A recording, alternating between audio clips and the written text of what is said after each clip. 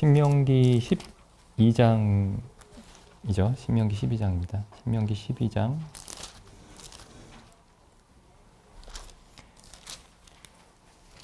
오늘은 15절부터 읽어보겠습니다. 15절부터 28절까지 읽어보겠습니다. 그러나 내 하나님 여호와께서 내게 주신 복을 따라 각 성에서 내 마음에 즐기는 대로 생축을 잡아 그 고기를 먹을 수 있나니 곧 정한 자나 부정한 자를 물어나고 노루나 사슴을 먹음같이 먹으려니와.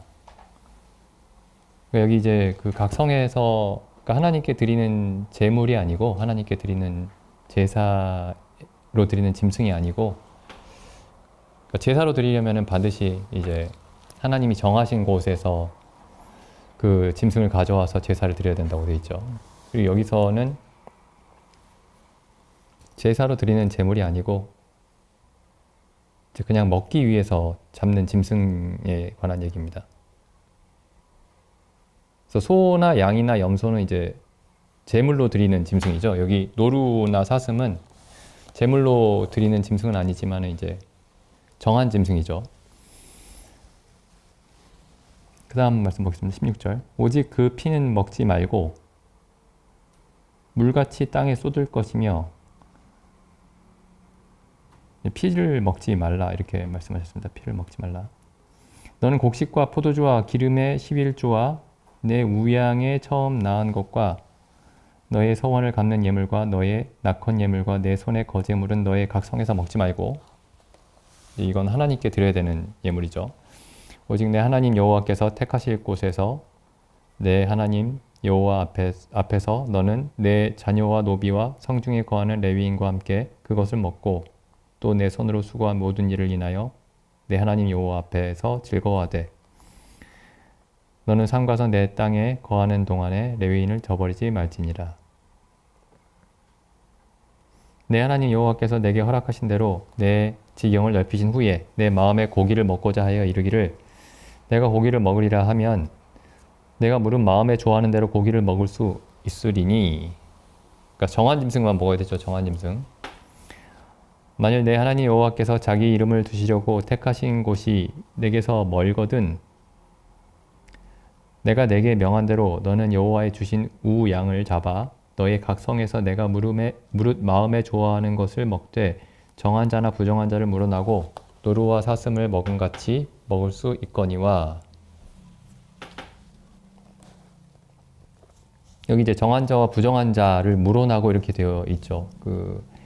예루살렘에 와서 그 짐승을 먹을 때는 하나님께 제물을 드리고 그 짐승을 먹을 때는 정한 자만 먹을 수 있죠. 정한 자만. 그런데 각 성에서 이건 하나님께 제사를 드리는 것이 아니기 때문에 정한 자나 부정한 자가 다 먹을 수 있습니다. 부정한 자가 이제 뭐 시체를 만졌다거나 아니면은 여러 가지 그 부정한 사람에 대한 판결이 있죠. 부정하게 되는 사람에 대한 판결.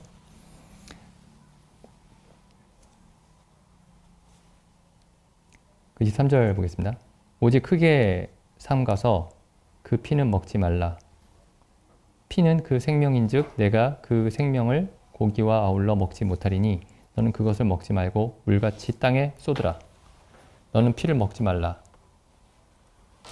내가 이같이 여호와께서 의롭게 여기시는 일을 행하면 너와 내 후손이 복을 누리리라. 오직 내 성물과 서원물을 여호와께서 택하신 곳으로 가지고 가라. 내가 번제를 드릴 때에는 그 고기와 피를 내 하나님 여호와의 단에 드릴 것이요 다른 제 희생을 드릴 때에는 그 피를 내 하나님 여호와의 단 위에 붓고 그 고기는 먹을지니라.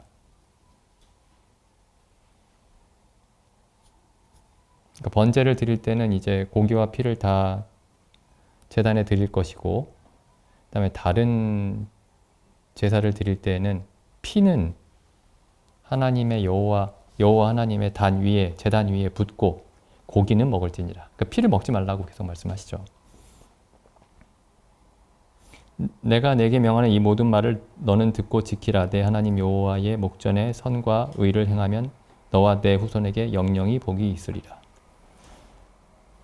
이제 방금 15절부터 28절까지 읽었는데 여기 보면 이제 한 서너 차례 등장하는 말씀이 피를 먹지 말라라는 말씀입니다. 피는 먹지 말라. 그래서 뭐 이거 가지고 뭐 순대는 먹어도 되느냐, 간은 먹어도 되느냐, 뭐 이런 얘기들을 사람들이 했죠. 여기 이제 피를 먹지 말라는 얘기가 신명기에만 나오는 게 아니고 뭐 레위기에도 나오고 그 전에 창세기에서부터 나오죠. 창세기에 이제 하나님이 처음으로 사람들에게 고기를 먹으라고 말씀하셨을 때 그때부터 이제 피를 먹지 말라라고 말씀하셨습니다. 사람들이 처음에 육식이 허락된 게 이제 노아의 홍수 직후죠. 노아의 홍수 직후에 이제 그때부터 이제 사람들이 고기를 먹기 시작을 했습니다.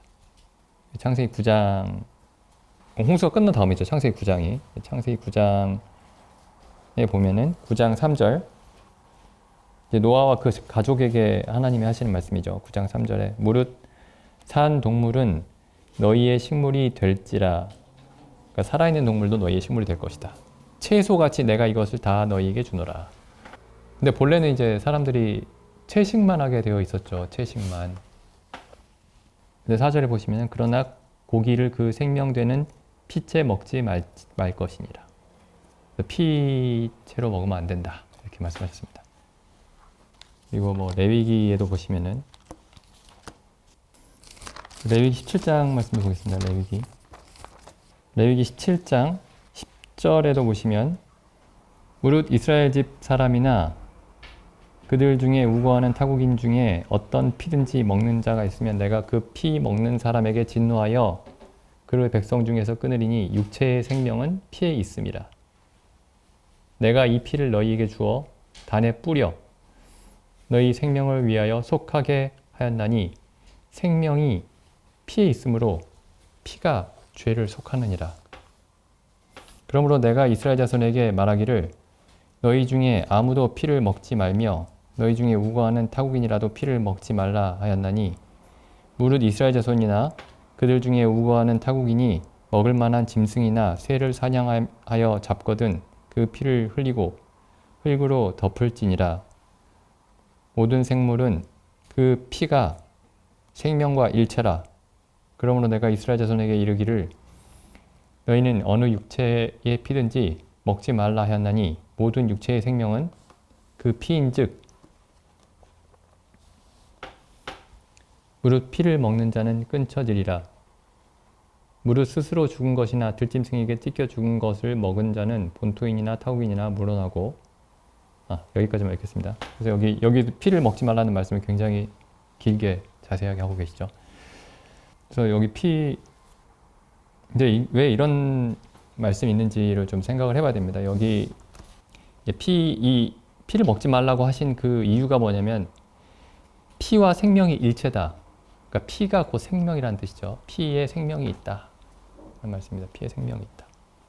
그래서 우리가 제사 드리는 예를 보면은 피는 아까 그 신명기에서도 읽었지만은 피는 하나님께 드리고 번제에서는 피도 하나님께 드리고 고기도 하나님께 드리죠. 근데 다른 제사에서는 피는 하나님께 드리고 속죄제나 속건제에서는 고기는 제사장과 그 가족들이 가져가죠. 그리고 화목제에서는 고기는 제물을 드리는 사람이 먹습니다. 제물을 드리는 사람과 그 가족들과 그 이웃들과 레위인들과 함께 먹죠. 그래서 그 그림을 좀 생각을 해보시면은 피는 하나님의 것입니다. 피가 하나님의 소유라는 뜻이에요. 이걸 가지고 피를 먹어도 되나 먹으면 안 되나 우리가 순대를 먹어도 되나 선짓국을 먹어도 되나 뭐 이런 얘기를 할 게 아니고 그런 이유로 이런 기록이 있는 게 아닙니다. 구약에 피는 하나님께 드리는데 피가 생명입니다. 생명을 나타냅니다. 생명은 하나님의 것이라는 뜻이죠. 그 이스라엘 백성이 피를 하나님께 드리면서 고기는 먹지만 피는 절대 먹지 않은 거죠. 그러면서 이스라엘 백성들이 그냥 피는 먹으면 안 돼. 왠지 모르겠지만 피는 먹으면 안 된다고 했으니까 먹으면 안 돼. 이렇게 생각했던 게 아니고 물론 그렇게 생각하는 사람들도 많이 있었겠지만 율법을 모르는 사람들이 율법을 아는 사람들은 이렇게 생각을 했을 겁니다. 생명은 하나님의 것이다. 모든 생명은 하나님의 것이다. 그럼 생명을 제외한 나머지는 사람의 것이다. 그런 게 아니고 생명이 하나님의 것이면 어떻게 되죠? 예를 들어 우리가 이렇게 얘기합니다. 내 생명이 하나님의 것입니다. 그러면은 어떻게 되죠? 내 생명만 하나님의 것이고 나머지는 다 내 것입니다. 이렇게 얘기하면 말이 안 되죠. 말이. 내 생명은 그러니까 우리의 생명은 우리의 그 존재 자체죠. 우리의 생명만 하나님의 거예요. 그 다음에 나머지는 내 겁니다. 이 말이 안 되는 거 아닙니까, 그게? 생명이라는 말을 이제 다른 말로 바꾸면 삶이죠, 삶. 그러니까 생명은 한자어고 삶은 우리말입니다. 우리의 삶이 하나님의 것이죠. 생명이 삶을 살게 하는 힘이죠. 근원이죠.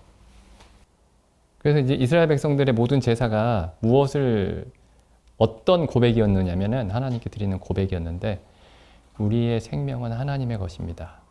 우리의 삶은 하나님의 것입니다. 라고 계속 고백하게 하신 겁니다, 하나님이. 물론 이제 이스라엘 백성들이 그 자신들이 제사를 통해서 드리는 이 고백과 다른 삶을 살았죠.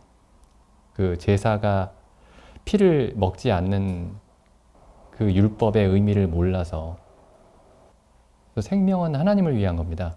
우리에게 주신 생명이 우리를 위한 게 아니고 하나님을 위한 겁니다. 근데 그 사실을 고백하면서 피는 하나님께 드렸는데 고기는 먹었죠. 그러니까 우리의 생명이 하나님의 것입니다. 우리의 삶이 온전히 하나님 당신을 위한 것입니다. 라고 하는 그 고백이, 그 진실한 고백이 이스라엘 백성에게 힘이 됐던 겁니다. 이스라엘 백성의 모든 힘의 근원이 어디에서 나왔느냐면은 우리의 삶은 오직 당신을 위한 것입니다. 라고 하는 고백에서 이스라엘 백성의 모든 힘이 나왔던 겁니다. 그래서 이제 제사장들이 속죄제와 속건제의 고기를 먹으면서 그리고 또 그 화목제 제물은 이제 그 제물을 드린 이제 제사장이 아닌 일반 백성들이 먹었죠. 먹으면서 즐거워했는데 그 즐거움이 어디에서 나왔느냐? 그 즐거움과 기쁨이 어디에서 나왔느냐? 생명이 하나님의 소유라는 사실을 아는 데서 나왔습니다. 이것보다 이제 먼저 살펴봐야 되는 사실이 있는데, 이제 우리가 성경에서 짐승의 피를 구약에서 짐승의 피에 대한 이야기를 읽으면 이제 떠오르는 게 그리스도의 피죠. 그리스도의 피에 대한 예표니까요. 그리스도의 피가 우리의 죄를 속하는데, 이제 우리는 이제 그리스도의 피에 대해서 많은 사람들이 이렇게 생각을 합니다. 그리스도의 피가 나의 죄를 속했다. 물론 맞는 말이죠. 그리스도께서 피를 흘리심으로 말미암아 내가 죄 사함을 얻었고, 내가 하나님의 진노를 면하게 됐고, 내가 하나님 앞에 두려움이 없는 삶을 살게 되었고, 이게 다 맞는 얘기입니다. 다 굉장히 귀한 얘기죠. 그런데 피가 하나님께 속한 것이다. 피는 하나님만을 위한 것이다. 라는 이 구약을 관통하고 있는 이 원리를 생각을 해보면은 그리스도의 피는 우리를 위해서 흘려진 것이기 이전에 하나님을 위해서 흘려진 겁니다. 하나님을 위해서. 하나님의 모든 사람에 대한 하나님의 요구 있죠. 거룩한 요구, 의로운 요구. 그 모든 요구를 그리스도의 피가 만족시킨 겁니다. 모든 사람에 대한, 그러니까 모든 사람을 대표해서 하나님이 사람에게 요구하시는 모든 요구를 만족시키는 것이 그리스도의 피가 하신 일이에요. 그러니까 하나님을 기쁘시게 하기 위해서 그리스도의 피가 흘려진 겁니다. 그런데 하나님이 그리스도의 피로 말미암아 온전히 만족하셨더니 그 만족하신 그 사실을 보면서 우리가 평화를 누리게 된 거죠. 우리가. 근데 이걸 이제 잘못 전하는 경우가 많이 있죠. 그리스도의 피가 우리를 위한 것인 측면만 계속 얘기를 합니다. 그러면 이제 그리스도인의 신앙이 혹은 기독교가 그리스도인 중심이 되죠. 그리스도인 중심이 됩니다. 믿는 자 중심이 됩니다. 근데 그리스도의 피가 무엇보다도 하나님을 위해서 뿌려진 피입니다. 하나님을 만족하게 하기 위해서 뿌려진 피입니다. 우리를 만족하기 위해서 뿌려진 피가 아니고 하나님을 만족시키기 위해서 뿌려진 피입니다. 피는 하나님을 위한 겁니다. 피는. 예수님의 생명은, 예수님의 삶은, 예수님의 생명은 온전히 하나님을 위한 것이었습니다. 그래서 여기 출애굽기에도 보시면 이제 우리가 잘 알고 있는 그 유월절에 그 예식이 있죠. 유월절 예식이 어떤 것이었냐면은 뭐 잘 아시듯이 이제 그 피를 유월절 어린 양의 피를 12장 7절에 출애굽기 12장 7절에 보시면 이렇게 되어 있습니다. 그 피로 양을 먹을 집 문 좌우 설주와 임방에 바르고. 그래서 이 피는 문 밖에다 바르는 겁니다. 그 문 밖에다가. 집 안에다 바르는 게 아니고 문 밖에 바르는 거예요. 그래서 이렇게 되어 있죠. 13절에 보시면 하나님이 이렇게 말씀하십니다. 내가 애굽 땅을 칠 때에 그 피가 너희의 거하는 집에 있어서 너희를 위하여 표적이 될지라. 내가 피를 볼 때에 너희를 넘어가리니 재앙이 너희에게 내려 멸하지 아니하리라. 그래서 피가 하나님이 보시기 위해서 뿌려지는 겁니다. 하나님이 보시기 위해서. 우리가 피를 보고 내 마음이 편안해진다. 그게 아니고 하나님이 보시는 겁니다. 하나님이 보시고 그 집에 대해서, 그 피가 뿌려진 집에 대해서 하나님이 만족하시는 겁니다. 하나님의 만족을 위해서 뿌려진 겁니다. 피가. 그러니까 이스라엘 백성에게 유일하게 중요한 그 질문이 뭐냐면, 그 질문이 하나님이 만족하시느냐, 하나님이 기뻐하시느냐. 그게 유일하게 중요한 질문이었습니다. 생존을 위해서, 살기 위해서. 내가 볼 때 이게 만족스럽냐가 중요하지 않았고, 하나님이 만족하시느냐, 하나님이 기뻐하시느냐가 유일하게 중요한 문제였죠. 하나님이 기뻐하시면, 하나님이 만족하시면 이스라엘 백성이 생명을 구할 수 있었습니다. 자기 생명을. 그래서 예수님이 이제 오셔서 이렇게 말씀하시죠. 예수님의 삶에 대해서 요한복음 8장 29절 보시면, 나를 보내신 이가 나와 함께 하시도다. 내가 항상 그의 기뻐하시는 일을 행함으로 나를 혼자 두지 아니하셨느니라. 예수님은 우리를, 죄인들에게도 기쁨을 주셨습니다. 그렇죠. 사람들의 병을 고치시고, 귀신을 쫓아내시고, 사람들을 위로하시고, 사람들에게 참된 기쁨을 주셨죠. 그것도 분명히 아주 중요한 사실입니다. 그런데 예수님이 자기 자신의 삶을 어떻게 말씀하시느냐면은, 나는 하나님도 기쁘시게 했고 사람도 기쁘게 했다. 이렇게 말씀하시지 않고, 내가 항상 아버지께서 기뻐하시는 일을 행했다. 이렇게 말씀하시죠. 그리고 요한복음 6장 38절에도 보시면, 내가 하늘로서 내려온 것은 내 뜻을 행하려 함이 아니요 나를 보내신 이의 뜻을 행하려 함이니라. 히브리서 말씀 보겠습니다. 히브리서에서 이제 그리스도의 피가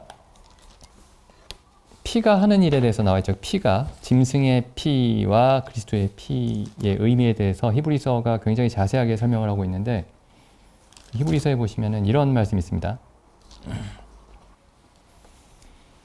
이 유명한 말씀이죠. 이 말씀이 그 22절에 보시면, 9장 22절, 히브리서 9장 22절. 율법을 쫓아 거의 모든 물건이 피로써 정결케 되나니 피 흘림이 없은즉 사함이 없는지라. 피 흘림이 없은즉 죄 사함이 없는지라. 그래서 피를 통해서 죄 사함을 얻는다, 이렇게 우리가 익숙한 말씀이죠. 그런데 여기 요 문맥을 보시면은 바로 앞에 21절 보시면 이렇게 되어 있습니다. 또한 이와 같이 피로써 장막과 섬기는 일에 쓰는 모든 그릇에 뿌렸느니라. 이 피가 어디에 뿌려졌냐면은 하나님을 모시는 그 성막과 그 성막에서 하나님을 섬기는 데 쓰이는 모든 그릇에 뿌려졌습니다. 그리고 나서 하시는 말씀이 피 흘림이 없은즉 죄 사함이 없다, 이렇게 말씀하시죠. 그럼 이게 뭘 의미하느냐? 우리가 그냥 죄의 형벌을 면하게 된 것으로 죄 사함을 설명하고 계신 게 아니고, 장막과, 그러니까 하나님을 모시는 그 성막과 하나님의 집과 하나님의 집에서 섬기는 일에 사용되는 모든 그릇에 비유되고 있는 겁니다. 그러니까 왜 피가 뿌려져서 정결케 되어야 하냐면은, 그래야 하나님의 집에서 하나님을 섬기는데 쓰이는 그릇으로 사용될 수 있으니까. 피가 하나님을 위해서 뿌려진 겁니다. 그릇을 깨끗게 하는, 그릇을 정하게 하는데 쓰여진 거죠, 피가. 그런데 왜 그 그릇을 깨끗게 할 필요가 있었느냐? 그 그릇이 하나님의 집에서 쓰이는 그릇이기 때문입니다. 그러니까 피는 전적으로 하나님을 위한 겁니다. 전적으로. 우리를 위한 것이기도 하죠. 어떤 의미에서? 우리가 하나님을 섬길 수 있도록 우리에게 뿌려진 겁니다. 이 바로 앞에 9장 13절, 9장 13절 보시죠. 염소와 황소의 피와 및 암송아지의 재로 부정한 자에게 뿌려 그 육체를 정결케 하여 거룩케 하거든. 거룩케 한다는 말이 무슨 말이죠? 하나님의 소유가 되게 한다는 뜻이죠.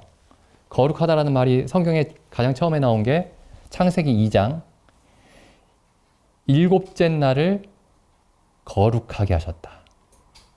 그러니까 본래 7일 전부 다 하나님의 날인데, 하나님 소유인데, 일곱째 날은 특별히 내 것이다, 이렇게 말씀하신 거죠. 온전히 내 것이다. 그리고 일곱째 날을 거룩하게 하셨다. 그러니까 여기 보면은 이제 거룩해 했다라는 말이 하나님을 섬기는 자가 되게 했다, 이런 뜻입니다. 바로 밑에도 나오죠. 13절은 이제 구약에 관한 얘기고 14절에 이렇게 되어 있습니다. 하물며 영원하신 성령으로 말미암아 흠없는 자기를 하나님께 드린 그리스도의 피가 어찌 너희 양심으로 죽은 행실에서 깨끗하게 하고 살아계신 하나님을 섬기게 못하겠느냐. 그리스도의 피가 뿌려진 이유가 뭐냐면은, 우리가 두려워하는 그 죄의 형벌을 면하게 하시기 위해서. 이건 굉장히 그 부분적인 얘기입니다. 아주 지극히 부분적인 얘기예요. 나는 형벌을 받고 싶지 않아. 누구나 받고 싶지 않죠. 근데 이 피의 가장 중요한 목적, 근본적이고 궁극적인 목적은 뭐냐면, 그 피로써 우리가 죽은 행실에서 깨끗하심을 받고 살아계신 하나님을 섬기게 하시기 위함입니다. 그러니까 피는 우리를 위한 것이죠. 어떤 면에서는. 근데 어떤 면에서 우리를 위한 것이냐 하면은, 우리로 하나님을 섬길 수 있게 하시는 거니까요. 피는 하나님을 위한 것입니다. 또 그리스도의 피에 대해서 조금 한 말씀만 더 보겠습니다. 여기 이 그리스도의 피가 9장 12절 보시죠. 9장 12절. 염소와 송아지의 피로 아니하고 오직 자기 피로 영원한 속죄를 이루사 단번에 성소에 들어가셨느니라. 잘 아시듯이 이제 이 피가, 여기서 성소가 지성소죠. 지성소. 그 법궤 위에 뿌려진 겁니다. 이 피는 법궤 위에. 성소와 지성소가 있죠. 그 성소에는 금촛대가 있고, 그 다음에 진설병 떡상이 있죠. 그 다음에 그 안에 휘장을 열고 들어가면 휘장 안에 지성소가 있습니다. 그래서 지성소는 1년에 한 차례만 대제사장이 들어가도록 되어 있죠. 그리고 지성소 안에는 그 법궤가 있고 법궤 안에 그 십계명 돌판이 있고 그 위에 이제 그 덮개를 그룹 천사 둘을 금으로 쳐서 만들어서 이제 그 덮개를 만들었죠. 그 덮개 사이에다가 그 덮개 위에 1년에 한 차례 대제사장이 그 속죄제의 피를 들고 그 위에 피를 뿌렸습니다. 그 위에. 그리고 우리가 이제 잘 알고 있는 그 구름 기둥과 불 기둥이 그 위에 선 거죠. 그 위에. 정확하게 말하면은 그 법궤 위에 선 겁니다. 그러니까 그 피 위에, 그 피가 뿌려진 그 피 위에 구름 기둥과 불 기둥이 선 거예요. 근데 그 지성소의 모습을 머릿속으로 좀 떠올려 보시면은 한번 생각해 보시죠. 지성소의 모습을. 지성소는 본래 사람이 들어가는 곳이 아닙니다. 대제사장이 들어가도 어떻게 들어가냐면은 향로 있죠. 향로에다가 향을 담아가지고 분향을 합니다. 그래서 그 연기가 가리게 돼 있어요. 그 법궤를, 그러니까 하나님이 앉아 계신 보좌를. 그러니까 사람이 못 보게 돼 있습니다. 그러니까 기본적으로 그러니까 그 지성소는 사람이 들어가는 곳이 아니에요. 그러면 그 지성소 위에 뿌려진 그 법궤 위에 뿌려진 피는 누구를 위한 것일까요? 그 피가. 하나님만을 위한 겁니다. 하나님만을. 하나님이 보시도록 뿌려진 겁니다.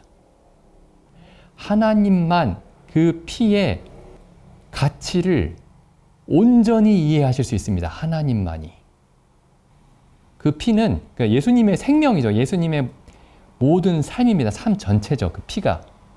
예수님의 그 삶이, 예수님의 피가 오직 하나님만을 기쁘시게 하기 위해 오직 하나님만을 보시도록 뿌려진 겁니다. 그 피가. 그런데 그 그리스도의 피가 하나님을 온전히 기쁘시게 영원토록 만족하게 하신 거죠. 창세기 1장에 있는 표현으로 하자면은 하나님 보시기에 심히 좋았더라 라고 하나님이 그렇게 말씀하시도록 한 게 그리스도의 피입니다. 그리고 우리가 그 하나님이 만족하시는 모습을 보고 그리스도의 생명으로, 그리스도의 공로로 하나님이 만족하시는 것을 보고 우리가 모든 것을, 하나님의 모든 것을 함께 누리게 된 겁니다. 그래서 이제 그리스도의 생명이 혹은 그리스도의 피가, 그리스도의 죽음이 누구를 위한 것이었나, 우리를 위한 것이기도 하지만은 근본적으로는 오직 하나님을 위한 것이었다. 마찬가지로 우리의 삶도 마찬가지입니다. 우리의 생명도 하나님께 속한 겁니다. 그리고 우리의 생명이 하나님께 오직 하나님의 소유입니다라고 우리가 고백할 때 거기에서 이제 우리의 모든 힘이 나오는 거죠.